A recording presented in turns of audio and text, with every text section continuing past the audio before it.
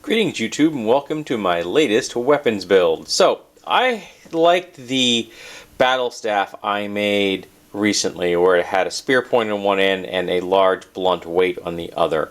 Kind of inspired by the first Battlestaff I ever laid eyes on, which was the Vulcan Lurpa from the original Star Trek series.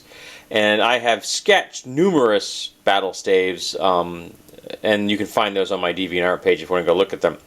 But that first one I made recently with the spear point and the weight was the first one I ever made become real. So I thought I'd make another one. I still have another piece of this tubing, and it's still got the little section right here where you could bolt it together. So I'm going to have to cut off that because I'm not going to need them on either end. And my idea with this is a couple things. One is I want to try out this new Lennox Metal Max 1000+ cuts, 30 times longer wheel life. It's supposed to be much better than a standard abrasive wheel, kind of like this one here. This is a Warner. I know, is it Warrior or Warrior? I don't know, but regardless, it's the brand I tend to use a lot of, and I use a lot of those wheels. I can go through some of these bigger projects I've gone through two in one project because I've just worn them down so fast. So this has got a diamond impregnated blade, so I'm going to see how well it works. We're gonna give that a spin. So I want to put this saw blade on this end. And obviously that's going to be the first hole, and I'm hoping I can open up this.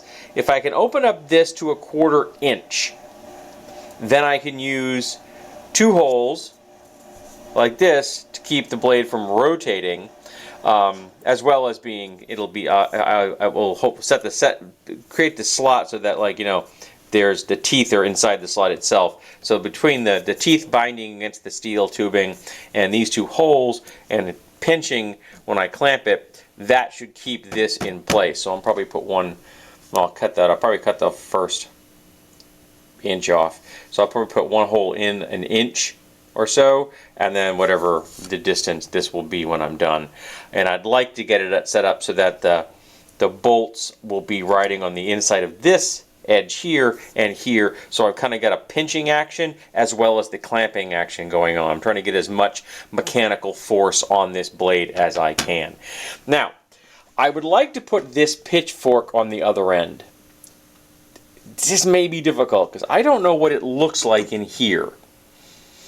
So I need to get this collar off, and unfortunately the collar is full of wood. I bought this cheap at an estate sale or something. I think I paid $1 for it or something like that. So I need to get this off without harming whatever's in here, because I'm hoping there's a shaft. Because if there's a shaft, I'm good. If this is the only connection, that becomes more difficult to achieve, because then I'm going to have to set this deep into the tube, and I don't know how I would attach it and have it remain sturdy. So I'm hoping there's a shaft in here. Even if it's only this long or so, that would make my light so much easier, because this doesn't appear to be, this is not welded. That is not welded. That collar is not welded. It just is pressure fit, it looks like. So I'm hoping there's something in here. So I'm going to do a straight cut and see what I can see once I can cut some of this off, dig around in there and see if I can get the wood out, and then see if I can find something. If I can, then I will try to do a cut where I cut away just the collar, come up to here, and then cut this whole sleeve off if I can. That's going to be difficult to do. We're going to see how well it goes. We're going to see how delicate I can be. Can I cut around something without cutting a shaft? That's going to be intriguing. Now, how good am I with my angle grinder, essentially? Because if I can do that, then I can put a hole through the shaft and put a notch here so that this section here would be sitting inside, so I'd have to get rid of the collar eventually once I figure out what's going on. So I can get this in here so that the square stock tubing would come right to the end of this, and that would keep it from torquing. And then with a hole here in the shaft, I put the bolt it through, and that should keep everything secure from going out. Obviously coming in is not much of an issue because you're going to have pressure pushing in, but I need to keep the whole thing from being pulled out or being pulled sideways. So yeah, so taking this apart is probably going to be the biggest pain, so I can figure out what the heck it looks like in there. So I knew I had a fork down here, so I'm poking around trying to find it, and I found it, but I didn't remember it had this collar. This collar makes my life a little difficult. But we'll see what I can do to figure out what it looks like inside here. If there's nothing in here, that's going to be harder. I may have to rethink this particular end of the item. Doesn't mean I'm going to have to completely scrap the project, but I think I should probably start with this. See what this looks like before I go any further. That'd probably be my smartest thing. Because if I can't use this, I'm going to have to rethink what I want to put on the other end. Because I like this both because it's a good thrusting weapon, but also you can use it as a blade catcher. That's a really useful thing to do. And you could torque it to capture a blade if you know what you're doing. Or even a shaft of another weapon. So that could be both as an offensive and a defensive device. And I like that idea. So, time to suit up my safety gear, put on my apron so I don't set myself on fire, and then get this thing off, and I'll take this for a test drive. And we are back. And that collar is gone, and there is indeed a shaft inside, which I thought was going to be what I was going to find, but now I did nick that bit. It took me a while to find it, but there you go, I found it. So I'm not going to be able to drill a very big hole in this, so I'm going to have to get a smaller bolt. I usually use 1/4-20s. They can't use that on this. I'll have to poke around and see what I've got. It'll be a smaller diameter. Maybe even a cotter pin. Cotter pin would work on this. Or I could make a rivet. I could make a rivet of a nail if I really need to. But the point is that I'll put a smaller hole in this, and this whole thing will be able to fit into the end of that tubing. That makes me happy. This Lennox Metal Max blade I tried did an excellent job. Not only did it cut quickly and efficiently, but because it is not abrasive, it created less sparks. And that is a godsend, man. You have no idea how many sparks I get showered in when I'm using an abrasive wheel. It seemed to do a much better job cutting through the steel than the abrasive wheel does, and I was quite impressed with that.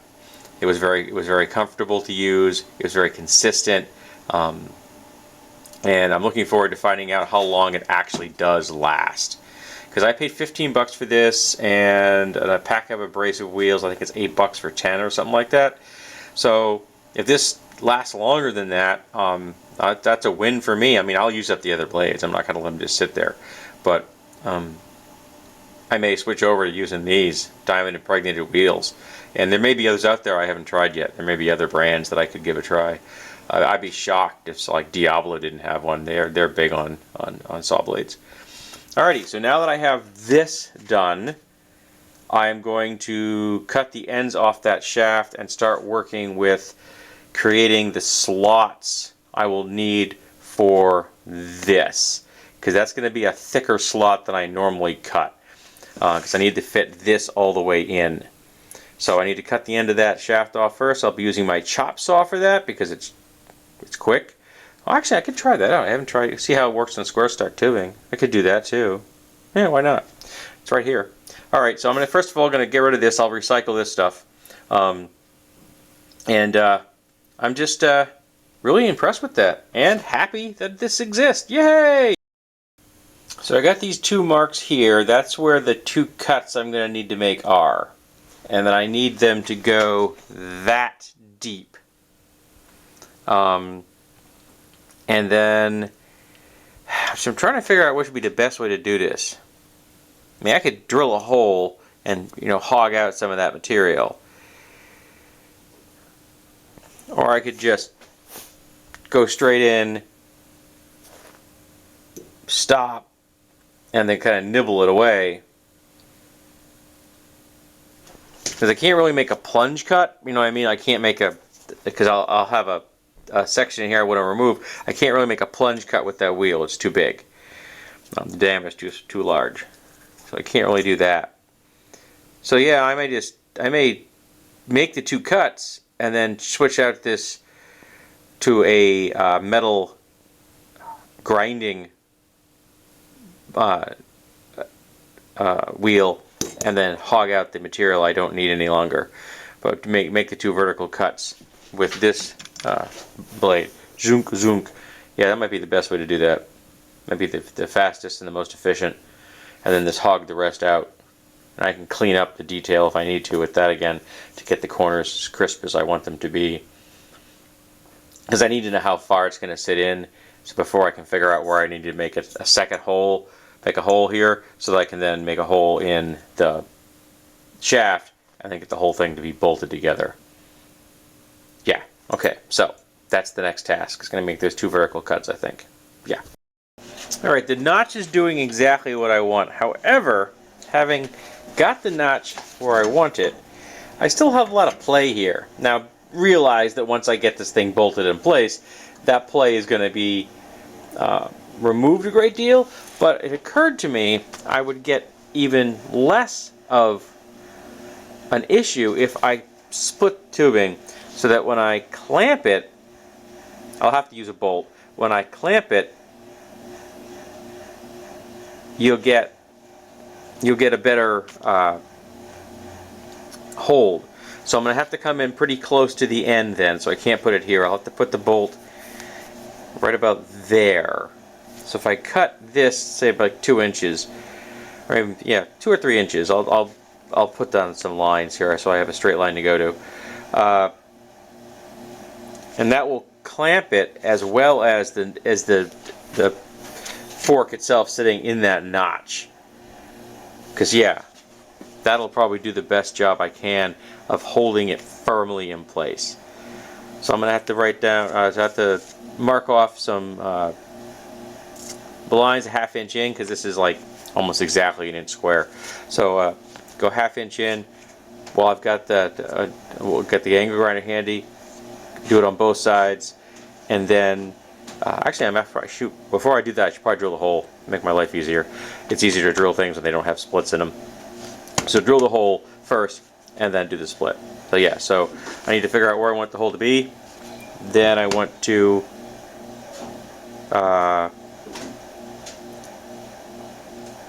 do the split, and I should be able to bolt this whole thing together on this end.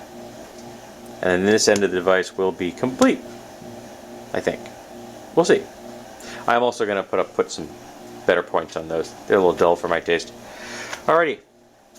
Off to drilling holes, I guess. Alrighty, so I got the expansion slot in there, and now I have everything kind of assembled. And I've got a hole here all the way through. So now I'm going to use that hole to mark on this. But having done this and looked at it, I think I can actually use a 1/4 bolt, which is much stronger than anything else I can use. So I'm going to drill the hole this diameter, and once I'm happy with it, once I've got it centered and everything, I will open up both those holes, because that'll be easier. It's always easier to go up a size than to drill a large hole straight off. It just is. But having that expansion slot in there makes this much simpler, because now I can hold everything exactly where I want it, get it lined up looking good, and then go ahead and drill it. So this little C-clamp here is just making my job so much simpler. So yeah, cutting that little slot in there, which didn't take much time at all, is making this project go much more smoothly. And there we have the fork head mounted. It was a bit of a bear getting that hole through the center. It did not want to cooperate, but it's drilled, and it is now fully clamped. It is the tubing is slightly deformed, but I don't really care. It's not going anywhere. It's definitely solid. I'm not going to put the points on until I'm finished, because I'll be working on the rest of this. So next up is going to be marking out where I need to drill the holes for opening up the hole in the saw blade, and then marking where I need the holes in this, drilling those, and then I can put the split in that has to be big enough to hold the saw blade. So I'll do the layout first, and then I'll show you that before I do the actual drilling and cutting. But so far, I am happy with this build overall. I think so far, this build is looking pretty good. I like the way this is looking, and I need to go get another camera battery because this one's getting low. But yeah, so far so good. Now it's time for lunch though. Alrighty, so I have this hole already opened up and it's all set to go. I am going to cut off these two marks, these 2 points here, and then grind them smooth, probably right to the bottom of the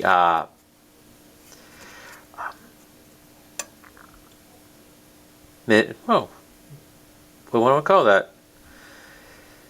Divot? I don't know what the hell.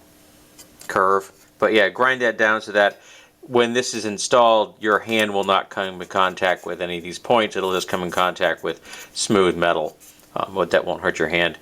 I've got this is going to be the relief hole. Oh, sorry, that's kind of, yeah, there. Sorry, it's shiny. That's going to be the relief hole. That's going to be this cut. And then I'm going to drill 2 holes here, 1 and 1, and those are going to be the through holes for the bolts, which will go here. Now I'm going to use my broaching bit to drill all of those holes one at a time, again, because the broaching bit can't go all the way. Oops, sorry, smacked my own camera. The broaching bit can't go all the way through, so I'll have to do those as individual holes. So that's 2, 4, 6, 8 individual holes to get that all taken care of, which is kind of a pain because, you know, I got to set this thing up and I got to use a support to keep the whole thing from flopping around when I'm working, and I got to clamp it in place. So it is a bit of a pain, but there isn't any real way to get around it. You know what I mean? Because I don't have a mill. If I had a mill, I could go all the way through this without a problem. No mill, so I got to do it the way I can. Oh, and I do love my little dog here. That bolt fits in this hole. Makes it, when I clamp things, it means I can actually push on something and not have it move, which makes the layout so much easier. Because if I got this clamped in, and I did, I can just push it like this, and it's even just now, that's not really going to go anywhere. It makes the layout much easier. Okay, so a bunch of holes, and then I will have to cut the slot. And while I have the slot, while I have that new Lennox cutting blade in there, I will cut this off. And if I have to open this up, I will use probably an abrasive wheel to nibble it open a little bit. No reason to wear down the good cutting blade for that. Then I'll use a flap wheel to get this look nice. And then it should be assembly. So next up, drill a bunch of holes. Sorry about the glare. And change my battery because it just went red. And this is what I meant by proper support. I've got my support here, so this thing is not going to flop around on me. And then I've got it clamped down in 2 places to the table itself, so that's not going anywhere. I won't be able to get quite that secure when I'm doing the other ends, obviously. But this hole, I can do 2 clamps, so if I can use 2 clamps, I'm going to use 2 clamps. It makes it safer. Alrighty, so time to drill a whole bunch of holes. So there we have a bunch of holes. Whoops, there's my drawer sliding open. So all the holes are drilled. So now it's time to clamp this down onto the bench and start working on that slot. That's the next task. The blade is finished, and since I had the flap wheel out on my angle grinder, I put the points on these. Not razor sharp, just very pointy, because this is a pure thrusting device. So now it's time for the final assembly, and this is done, and I'll give you a show that it's time for pictures. And I'm getting near the end of my day, I'm a smidge tired, so I'm glad we're wrapping this thing up. And here we go, is the completed Battlestaff. And I'm holding it up in my clamp because this is the easiest way to show it off, because it is kind of an awkward item to show off. There aren't any real not dangerous points on the ends. That entire circular blade is dangerous. You could get yourself cut on that pretty damn easy.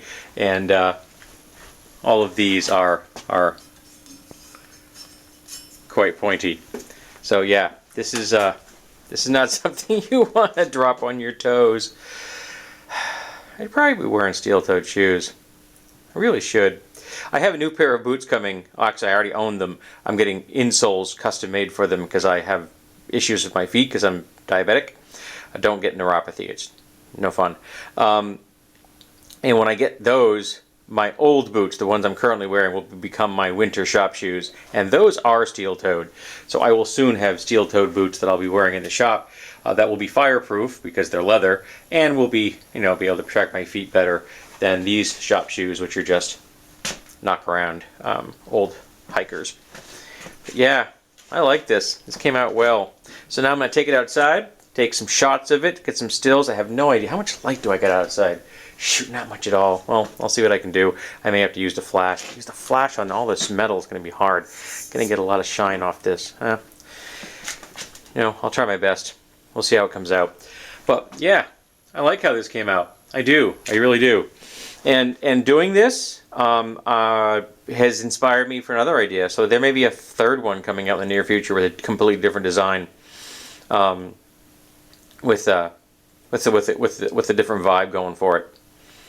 Yeah, I like battle staves. I think they're pretty cool. I don't know if I invented the term Battlestaff or not.